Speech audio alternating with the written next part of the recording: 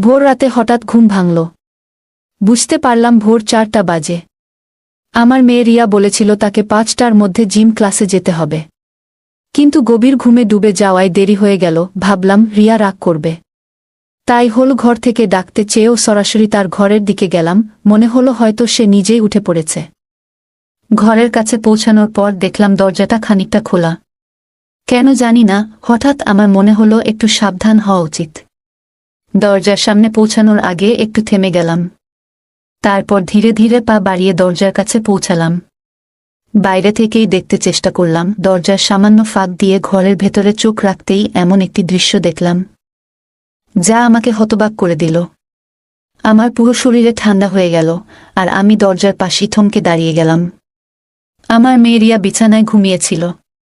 সে পাশ ফিরে শুয়েছিল, তবে তার শরীর অর্ধেক ঘুরে যাওয়ায় সে কিছুটা অন্যদিকে ছিল। তার পরনে ছিল একটি লাল রঙের টি শার্ট এবং কালো জিন্স। আমি দেখলাম ঘুমের মধ্যে তার টি শার্ট কিছুটা উপরে উঠে গেছে। সে বিছানার এক কোণে শুয়েছিল। তার থেকে সামান্য দূরে, প্রায় 1.5 ফুট দূরে, আমার ছোট ছেলে ঈশান দাঁড়িয়েছিল। ঈশান এতটাই কাছে দাঁড়িয়েছিল যে সে রিয়াকে পুরো দৃষ্টিতে পর্যবেক্ষণ করছিল, কিন্তু সে শুধু তাকিয়েই ছিল না, যেন কিছু করার চেষ্টা করছিল। আমি ভেতরে কি ঘটছে তা দেখে বিস্ময়ে জমে গেলাম। এই মুহূর্তে আমার মনে হলো, হে ঈশ্বর, এখন কি করব? এই ছেলেটি এত সাহস পেয়েছে যে আমার উপস্থিতিতেও রিয়ার ঘরে ঢোকার সাহস দেখাচ্ছে। আমার মনের মধ্যে আতঙ্ক কাজ করছিল। ঈশান, যে আমার 19 বছরের ছেলে, সে কেন রিয়া, যে তার 24 বছরের বড় বোন, তার প্রতি এমন আচরণ করছে? তার সাহস যেন দিনে দিনে বেড়েই চলেছে। এই পরিস্থিতি দেখে আমার মনে ভয় ঢুকে গেল। এমন কিছু যেন না ঘটে যা তাদের দুজনের জীবনকে নষ্ট করে দিতে পারে। আমি কখনোই ভাবিনি যে ঈশান এমন কিছু করতে পারে। তবে এখন সে বড় হচ্ছে, আর তার আচরণ আমাকে চিন্তিত করে তুলছিল। আমি আগে কখনো ঈশানের এমন আচরণের দিকে তেমন মনোযোগ দিইনি। তবে সময়ের সঙ্গে সঙ্গে লক্ষ্য করলাম সে যেন রিয়ার প্রতি একটু বেশি মনোযোগী হয়ে উঠেছে। রিয়া ছিল তার থেকে 5 বছরের বড়। তার নিজের একটা ভিন্ন জীবন ছিল, কলেজ, বন্ধুবান্ধবের আলাদা এক জগৎ। তার সেই জগৎ ঈশানের থেকে একেবারেই আলাদা। তারা একসঙ্গে বেশিরভাগ সময় বাড়িতে থাকত, কিংবা আমাদের পুরো পরিবার একসঙ্গে কোথাও গেলে যেমনটা সাধারণ ভাইবোনেরা করে, তারাও একসঙ্গে মজা করত, একে অপরকে ঠাট্টা করত কিংবা ছোট ছোট দুষ্টুমি করত। রিয়া সবসময় তার সঙ্গে খুব স্বাভাবিক ও নির্ভীক আচরণ করত। সম্ভবত রিয়ার এই নির্ভীক আচরণই ঈশানের মনে তার প্রতি এক অদ্ভুত আকর্ষণ তৈরি করেছিল। ধীরে ধীরে ঈশান রিয়ার আরও কাছাকাছি যাওয়ার চেষ্টা করতে শুরু করল। তবে রিয়া ছিল তার নিজের জগতে মগ্ন। তার এই ব্যস্ততার কারণে সে কখনো বুঝতেই পারেনি যে ঈশান তাকে একটু অন্যভাবে দেখছে। ঈশান প্রায় রিয়ার দিকে তাকিয়ে থাকত, বিশেষ করে যখন সে মনোযোগ দিয়ে কিছু করত বা নিচু হয়ে কোনো কাজ করত। ঈশানের দৃষ্টি এমন ছিল যেন সে সেই মুহূর্তগুলো গভীরভাবে উপভোগ করছে। মজার ছলে মাঝে মাঝে সে রিয়ার কাছে আসার চেষ্টা করত এবং আলাপের ছলে একটু বেশি ঘনিষ্ঠ হয়ে পড়ত। তবে কিছু সময়ে ঈশানের আচরণ সীমার বাইরে চলে যেত। সে এমন কিছু করত যা রিয়াকে অস্বস্তিতে ফেলে দিত।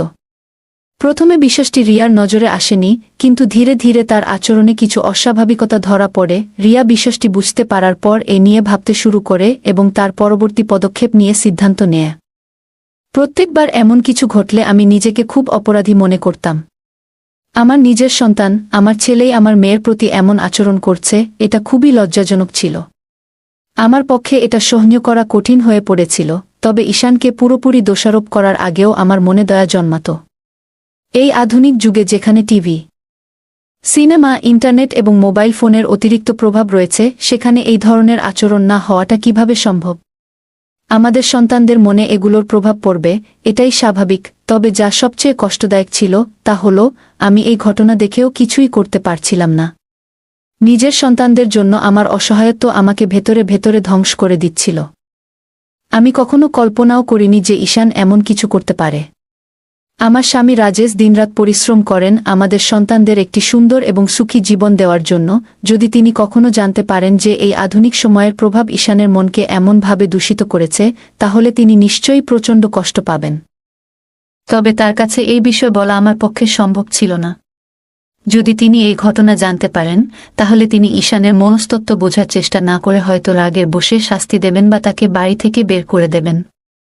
এমনটি আমি কখনোই চাইনি। আমি ভেবেছিলাম রিয়াকে সামান্য ইঙ্গিত দিয়ে বিষয়টি জানানো উচিত, যাতে সে সতর্ক থাকতে পারে এবং ঈশানের সঙ্গে একটু সাবধানতার সঙ্গে আচরণ করতে পারে। তবে এর আরেকটি বিপদও ছিল। রিয়ার মনে যদি ঈশানের প্রতি ঘৃণা জন্মায় তাহলে তাদের সম্পর্ক চিরতরে নষ্ট হয়ে যাবে। এমনকি যদি রিয়ার আগের মাথায় ঈশানকে কিছু বলে ফেলে তাহলে ঈশানও রেগে গিয়ে কোনো ভুল সিদ্ধান্ত নিতে পারে, যা তাদের ভবিষ্যতের জন্য ভয়াবহ হতে পারে। আমি কোনোভাবেই তাদের ভাই বোনের পবিত্র সম্পর্কের মধ্যে ফাটল ধরাতে চাইনি। তাই রিয়াকে কিছু বলার পরিবর্তে আমি নিজের মতো করে পরিস্থিতি সামলানোর সিদ্ধান্ত নিলাম। আমি ঠিক করলাম ঈশানকে ঠিক পথে আনার জন্য সময়মতো তাকে বোঝানোর চেষ্টা করব। এখন থেকে যখনই আমি লক্ষ্য করতাম যে ঈশান চুপি চুপি রিয়ার দিকে তাকিয়ে আছে, আমি কোনো না কোনো অজুহাতে তাকে সেই জায়গা থেকে সরিয়ে দিতাম। এতে করে তার আচরণ অনেকটাই নিয়ন্ত্রণে আসত। তবে আজকের ঘটনা আমাকে আরও সচেতন করে তুলল। আমি বুঝলাম বিষয়টি নিয়ে আমাকে আরও সতর্ক হতে হবে এবং উপযুক্ত সময়ে সঠিক সিদ্ধান্ত নিতে হবে। ঈশানের সাহস দেখে আমি বুঝতে পারলাম যে আর দেরি করা ঠিক হবে না। যদি সময়মতো আমি কোনো ব্যবস্থা না নিই তাহলে তার কাজ রিয়ার জীবনে বড় বিপদ ডেকে আনতে পারে। আমাকে কিছু একটা করতেই হবে, কিন্তু কিভাবে এ পরিস্থিতি সামাল দেব তা বুঝে উঠতে পারছিলাম না। আমার মনে হলো সঠিক পদ্ধতিতে তাকে বোঝালে সে স্বাভাবিক হতে পারে। তখন আমি যেটা ঠিক মনে করেছিলাম সেটাই করার সিদ্ধান্ত নিলাম। যদি আমি হঠাৎ করে রিয়ার ঘরে ঢুকে যাই তাহলে ঈশান ভয় পেতে পারে, আর রিয়া যদি তাকে এমন অবস্থায় দেখে ফেলে তাহলে সে আরও হতবাক হয়ে যেতে পারে। তাই আমি এমন কিছু করার সিদ্ধান্ত নিলাম যাতে ঈশান বুঝতে পারে যে আমি জেগে গেছি এবং তার ঘর ছেড়ে চলে যাওয়ার সময় এসেছে। এই ভাবনা থেকে আমি রান্নাঘরে গিয়ে ইচ্ছা করে একটি স্টিলের থালা ফেলে দিলাম। এতে বেশ বড়সড় শব্দ হলো। আমার প্রত্যাশামতো কিছুক্ষণের মধ্যেই আমি দেখলাম ঈশানের ছায়া পাশের পথ দিয়ে চলে যাচ্ছে। তার চলে যাওয়া দেখে আমি স্বস্তি পেলাম। এরপর আমি রিয়াকে ডাকার জন্য তার ঘরের দিকে এগোলাম। ঘরে ঢুকে দেখি রিয়া তখনও গভীর ঘুমে। এত বড় আওয়াজ হওয়ার পরেও সে উঠে বসেনি। এটা দেখে আমি অবাক হলাম। মনে হলো সে এতটাই গভীর ঘুমে থাকে যে ঈশান সহজেই তাকে দেখতে বা স্পর্শ করার সুযোগ পেতে পারে। শেষমেশ আমি তার কাছে গিয়ে তাকে সরাসরি জাগানোর সিদ্ধান্ত নিলাম। আমি রিয়াকে ডেকে জাগালাম। সে ঘুম থেকে উঠে আমার দিকে রাগের দৃষ্টিতে তাকালো এবং দেরি হওয়ার জন্য আমাকে দোষ দিল।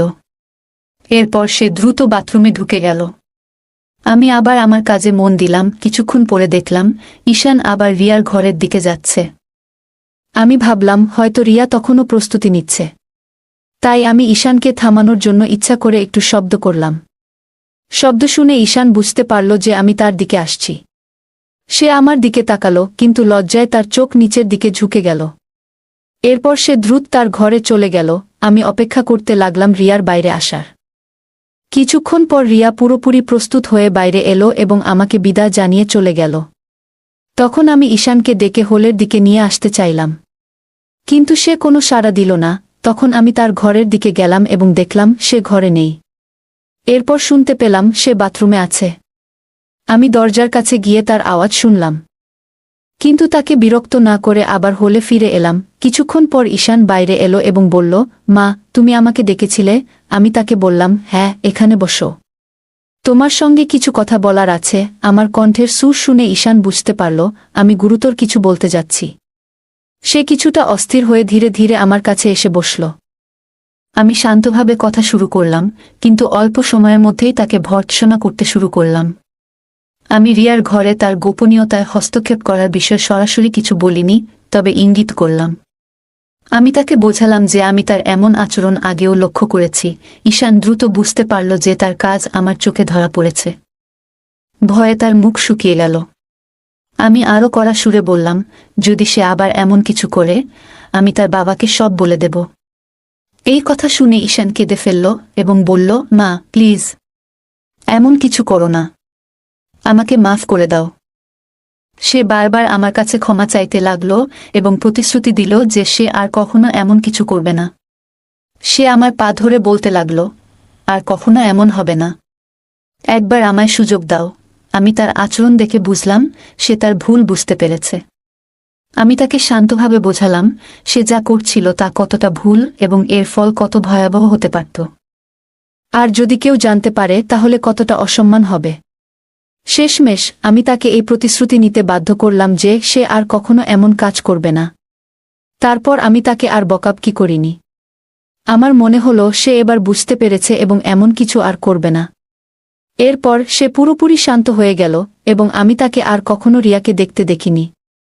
এতে আমি নিশ্চিত হলাম যে সে তার ভুল বুঝতে পেরেছে এবং নিজেকে সংশোধন করেছে। এরপর প্রায় 1 মাস আমি তার থেকে একটু দূরত্ব বজায় রাখলাম এবং খুব কম কথা বললাম, যাতে সে বুঝতে পারে যে সে যা করছিল তা ভুল ছিল। ধীরে ধীরে সবকিছু স্বাভাবিক হয়ে গেল।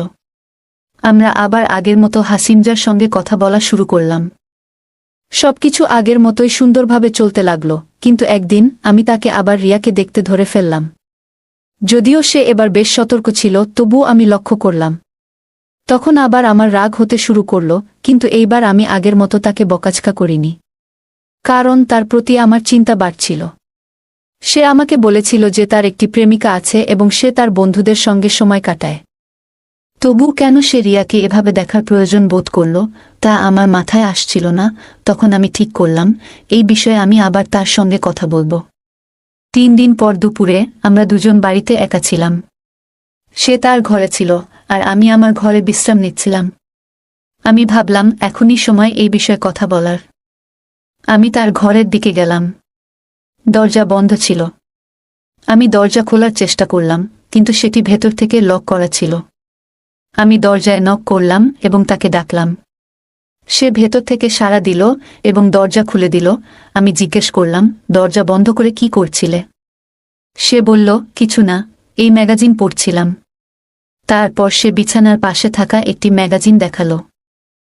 আমি মনে মনে ভাবলাম, যদি সে সত্যিই ম্যাগাজিন পড়ছিল তবে দরজা লক করার কি প্রয়োজন ছিল? নিশ্চয়ই অন্য কিছু হচ্ছিল।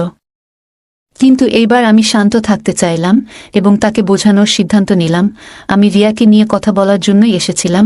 তাই অন্য কিছু না বলেই আমি তার বিছানার পাশে গিয়ে জিজ্ঞেস করলাম, কোনো ম্যাগাজিন পড়ছ? তারপর তার হাত থেকে ম্যাগাজিনটি নিয়ে দেখতে শুরু করলাম।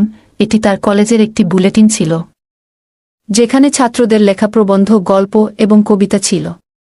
আমি ম্যাগাজিনটি তাকে ফেরত দিয়ে জিজ্ঞেস করলাম, কোনটা পড়ছিলে এতে? ম্যাগাজিন খুলে সে একটি প্রবন্ধ দেখিয়ে বলল, এইটা পড়ছিলাম। আমি বললাম, ঠিক করে বলো তো, কি আছে এতে? তারপর আমি তার পাশে বিছানায় একটু জায়গা নিয়ে শুয়ে পড়লাম। আমার ছেলে বিছানায় চিত হয়ে শুয়েছিল আর আমি তার পাশে শুয়ে থেকে সেই প্রবন্ধটি দেখতে লাগলাম। আমরা একসঙ্গে সেই প্রবন্ধটি পড়তে শুরু করলাম। ঈশান বলল, এতে আর কিছু মজার নেই, তুমি কি পড়তে চাও? তারপর সে ম্যাগাজিনটি আমার হাতে দিয়ে দিল। আমি বিছানার কিনারায় শুয়ে বললাম, মনে হচ্ছে পড়তে পড়তে পড়ে যাব। এই কথা বলতেই ঈশান তাড়াতাড়ি আমাকে ধরে ফেলার জন্য হাত বাড়াল, কিন্তু অসাবধানতাবশত তার হাত আমার বুকের উপর পড়ে গেল। এরপর সে অন্য হাতে আমার কবজি ধরে আমাকে উপরে টেনে তুলল। তার এই আচরণে আমার মধ্যে এক অদ্ভুত শিহরণ জেগে উঠল। ঈশানও খুব বিব্রত দেখাচ্ছিল। সে মুখে বলল, মা আমি হেসে বললাম, আরে কোনো ব্যাপার না, বরং তোমাকে ধন্যবাদ বলা উচিত। তুমি যদি আমাকে না ধরতে তাহলে আমি পড়ে যেতাম। আমার কথায় ঈশানও হেসে উঠল আর পরিবেশ হালকা হয়ে গেল। আমি তাকে বললাম, এবার এটা আমাকে পড়ে শোনাও।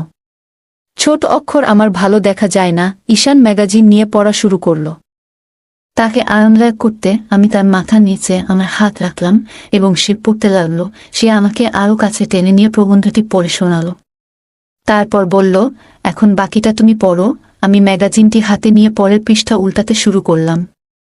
ঈশান আমার কাছেই শুয়েছিল। একটি পৃষ্ঠায় থেমে আমি মন দিয়ে পড়তে শুরু করলাম। কিছুক্ষণ পরে আমি একটু অস্বাভাবিকতা অনুভব করলাম। দেখি ঈশানের একটি পা আমার পায়ের উপর রয়েছে এবং সে একটু নড়াচড়া করছে।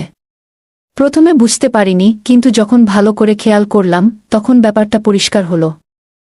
আমি ভাবলাম সে তো ম্যাগাজিন পড়ছিল, তবু এমন কেন হলো? নিচে তাকিয়ে দেখলাম তার হাত আমার কোমরের কাছে ছিল।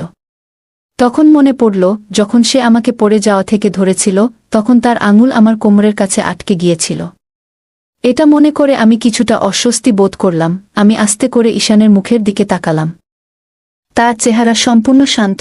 আমি ভাবছিলাম, সে কি ভাবছে? নিজেকে শান্ত রাখলাম এবং আবার ম্যাগাজিন পড়তে শুরু করলাম। মনে মনে প্রার্থনা করছিলাম যেন ঈশান এই পরিস্থিতি নিয়ে কিছু না বোঝে। কি করব ভেবে পাচ্ছিলাম না।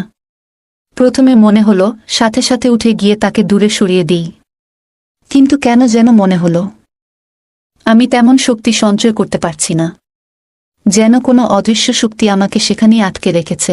আমি চুপচাপ শুয়ে রইলাম, বাইরে থেকে ম্যাগাজিন পড়ার ভান করছিলাম। সময় যেন থমকে গিয়েছিল। কয়েক মিনিট কেটেছে, কিন্তু মনে হচ্ছিল যেন কয়েক ঘন্টা পার হয়েছে। অবশেষে আমি সিদ্ধান্ত নিলাম যে আমাকে কিছু করতে হবে।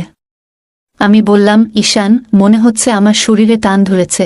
তারপর আস্তে আস্তে নিজেকে সরিয়ে নিলাম এবং তার থেকে একটু দূরে সরে গেলাম। পাশের বালিশ সরিয়ে আমি বসে পড়লাম।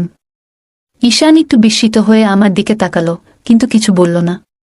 আমি তখন পরিস্থিতি হালকা করার জন্য তাকে অন্য কোনো বিষয়ে কথা বলতে লাগালাম। আমি ঈশানের দিকে একবার তাকালাম এবং দেখলাম সে কিছুটা অস্বস্তি অনুভব করছে। পরিবেশ সহজ করার জন্য বললাম, ঈশান, আমার গলা শুকিয়ে গেছে। তুমি কি আমার জন্য এক গ্লাস জল এনে দেবে? ঈশান বিছানা থেকে উঠে জল আনতে চলে গেল। সে রুম থেকে বেরোতেই আমি কিছুটা স্বস্তি অনুভব করলাম এবং মনে হলো তাকেও নিজের আবেগ সামলানোর সুযোগ দেওয়া হলো। যখন সে জল নিয়ে ফিরে এলো, আমি তার দিকে তাকালাম এবং দেখলাম সে এখন অনেকটা স্বাভাবিক হয়েছে। আমি তার কাছ থেকে জল নিয়ে এক নিঃশ্বাসে পান করলাম। এতে আমি কিছুটা আরাম পেলাম। ঈশান গ্লাসটি নিয়ে একপাশে রেখে আবার বিছানায় এসে আমার পাশে বসল। আমরা হালকা ফুলকা বিষয় নিয়ে কথা বলতে শুরু করলাম। এরপর আমি রিয়াকে নিয়ে তার সঙ্গে কথা বললাম। আমি জানতে চাইলাম কেন সে আবার রিয়াকে দেখছে। ঈশান প্রথমে অস্বীকার করল, কিন্তু আমি তাকে উদাহরণ দিয়ে বোঝালাম কিভাবে আমি তাকে রিয়াকে দেখে ফেলেছিলাম। সে তোমার বড় বোন হয়, তুমি কিভাবে এমন কাজ করতে পারো? অবশেষে ঈশান স্বীকার করল যে আমার ভুল বোঝাবুঝি হয়েছে এবং সে কিছু ভুল করেনি। আমি হেসে তাকে হালকা সতর্ক করলাম যেন ভবিষ্যতে এমন কিছু না করে। সে হেসে প্রতিশ্রুতি দিল এবং আমরা অন্য বিষয়ে কথা বলতে শুরু করলাম। কিছুক্ষণ পরে আমি বললাম, এবার আমার যাওয়া উচিত। তারপর আমি তার রুম থেকে বেরিয়ে এসে নিজের রুমে চলে গেলাম। নিজের ঘরে ফিরে এসে আমি বিছানায় বসে সেই ঘটনাগুলি নিয়ে ভাবতে লাগলাম। পুরো বিষয়টি নিয়ে আমি কিছুতেই স্পষ্ট ধারণা পাচ্ছিলাম না। তারপর আমি আয়নার সামনে দাঁড়িয়ে নিজেকে দেখতে লাগলাম এবং ভাবলাম, এই ঘটনার পেছনে কি আমার কোনো দায় আছে? উত্তরটা মনে এলো, হ্যাঁ, সম্ভবত ঈশানের আচরণ আমার প্রতি তার আকর্ষণকে নির্দেশ করছে। এই চিন্তা আমাকে একটা নতুন দিশা দেখালো। আমি বুঝতে পারলাম ঈশানের মনোযোগ আমার মেয়ে রিয়ার দিক থেকে সরাতে হবে। কিভাবে এটা সম্ভব তা নিয়ে ভাবতে ভাবতে আমার মনে এক অদ্ভুত উত্তেজনা জাগল। তখন নিজেকে শান্ত করার চেষ্টা করলাম এবং কখন ঘুমিয়ে পড়লাম টেরই পেলাম না। পরের দিন থেকে আমি নতুন উদ্যমে নিজের যত্ন নিতে শুরু করলাম। প্রথমেই নিজের সৌন্দর্য এবং স্বাস্থ্যকে গুরুত্ব দিলাম। আমি একটা কঠোর ডায়েট শুরু করলাম, যেখানে ভাজাপোড়া এবং মশলাদার খাবার একেবারেই কমিয়ে দিলাম। বাড়িতেই ট্রেডমিল, সাইক্লিং এবং যোগব্যায়াম করতে লাগলাম। 1 মাসের মধ্যেই আমার এই প্রচেষ্টার ফলাফল দেখতে পেলাম। আমি আগের তুলনায় অনেকটা স্লিম হয়ে গেলাম। নিজেকে আয়নায় দেখে মনে হচ্ছিল আমি অনেকটা আত্মবিশ্বাস ফিরে পেয়েছি। এবার আমি আগের মতো ঢিলেঢালা পোশাক পরা বন্ধ করলাম এবং ফিটিংয়ের পোশাক পরা শুরু করলাম।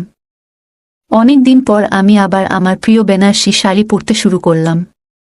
এই পরিবর্তন আমাকে প্রচণ্ড আনন্দ দিয়েছিল। 2 সন্তানের মা হওয়ার পর সংসারের দায়িত্বে আমি নিজের দিকে খেয়াল রাখা ভুলেই গিয়েছিলাম, কিন্তু এখন আমি নিজের জন্য সময় বের করতে শুরু করলাম। হালকা মেকআপ এবং লিপস্টিক লাগানোও শুরু করলাম। আমাদের বাড়ির কাছেই একটা পার্লার ছিল, যেখানে মাঝে মাঝে যেতে শুরু করলাম। আমার এক বান্ধবী একটি বিউটি পার্লার চালায়।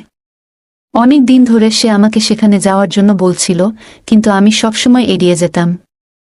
তবে এবার আমি তার কথায় সাড়া দিলাম এবং তার পার্লারে গিয়ে ফেসিয়াল ও ব্লিচিং করাতে শুরু করলাম। এরপর চুল ছোট করে কাটিয়ে রং করালাম এবং একটি নতুন হেয়ারস্টাইল তৈরি করলাম। এই পরিবর্তন আমার চেহারাকে আরও আকর্ষণীয় করে তুলল। মাত্র 1 মাসের মধ্যেই আমার পুরো চেহারা এবং ব্যক্তিত্ব বদলে গেল। আমার এই পরিবর্তন সকলের নজরে পড়ল। সবাই আমাকে বলল যে আমি আগের চেয়ে অনেক সুন্দর এবং আধুনিক দেখাচ্ছি। আমার এই নতুন রূপ বিশেষ করে আশেপাশের পুরুষদের এবং যুবকদের দৃষ্টি আকর্ষণ করতে শুরু করল। যখনই আমি বাইরে যেতাম, লোকেরা আমাকে দেখে প্রশংসা করত, আর এতে আমার ভীষণ আনন্দ হতো। বাজারে গেলে অনেকের দৃষ্টি আমার দিকে থাকত এবং আমি এটি উপভোগ করতাম। আমার এই পরিবর্তনের সবচেয়ে বড় প্রভাব পড়ল আমার ছেলে ঈশানের উপর। প্রথমে সে বলতো, মা, তুমি এখন কত আলাদা দেখাচ্ছ, কিন্তু তারপর আমি লক্ষ্য করলাম সে আমাকে সেই একই দৃষ্টিতে দেখতে শুরু করেছে যেভাবে সে রিয়াকে দেখত। বাড়িতে আমি যখনই থাকতাম তার চোখ সবসময় আমার উপরই থাকত। আমি বুঝতে পারলাম রিয়ার প্রতি তার মনোযোগ সরানোর জন্য আমাকে কিছু করতে হবে। আমি ধীরে ধীরে তার সাথে বেশি সময় কাটাতে শুরু করলাম এবং তার কাজে সাহায্য করতাম। তার দৃষ্টি আকর্ষণ করতে আমি আরও যত্ন নিতে শুরু করলাম। প্রথমে আমার নিজেরই কিছুটা